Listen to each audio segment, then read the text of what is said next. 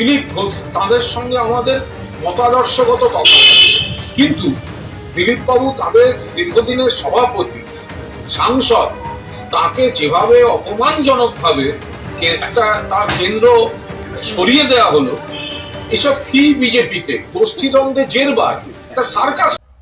3.5 বছর জেল খাটা আসামি কুণাল ঘোষ চিন্তায় পড়ে গেছে ভারতীয় জনতা পার্টি কাকে কোথা থেকে প্রার্থী করবে। তালপাতার সিপাইয়ের দালালি করছিল, ভেবেছিল যে উনাকে এই এমপি ইলেকশানে টিকিট দেওয়া হবে, কিন্তু টিকিট দেওয়াটা কোনোভাবেই সম্ভব নয়, কোনোভাবে কাম্যও নয়, উনি যতই দালালি করুক না কেন।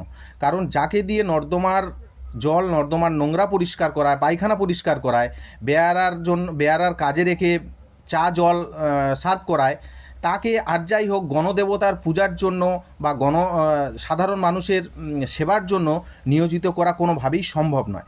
আর এমনিতে প্রত্যেকেই জানেন যে 3.5 বছর জেল খেটেছে একটা চোর, তাকে এই কাজে তো ব্যবহার করা যায় না।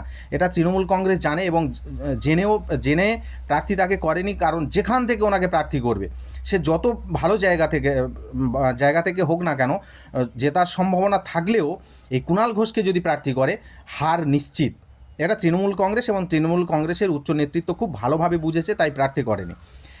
তাই এখন উনি চিন্তায় পড়েছেন। তো আপনার চিন্তার করার কোনো জায়গা নেই, বা আপনি এত ভাববেন না ভারতীয় জনতা পার্টি থেকে কাকে কোথায় প্রার্থী করা হবে। কারণ এর জন্য নাড্ডাজি আছেন, অমিত শাহজি আছেন, প্রধানমন্ত্রীজি আছেন, আমাদের রাজ্যের বিরোধী দলনেতা শুভেন্দু অধিকারী মহাশয় আছেন, সুকান্ত মজুমদার মহাশয় আছেন, তারা চিন্তা করবেন। আপনার চিন্তা না করলেও চলবে। কারণ আপনি যে ধরনের নর্দমার জল, নর্দমার নোংরা, পায়খানা পরিষ্কার করছেন, আপনাদেরকে দিয়ে তৃণমূল কংগ্রেস করাচ্ছে, আপনি সেটা করুন, তাতেই আপনার হবে। আর আপনি তো ওটা ছেড়ে আসতে পারবেন না। ছেড়ে আসলেই আপনার ঘাট ধরে আবার আপনাকে জেলে ঢুকিয়ে দেবে এই রাজ্যের পুলিশ, এই তৃণমূল কংগ্রেস সরকার। তাই আপনি যে কাজটা করছেন সেটা করুন। ভারতীয় জনতা পার্টিকে নিয়ে চিন্তা করার কোনো দরকার আপনার নেই।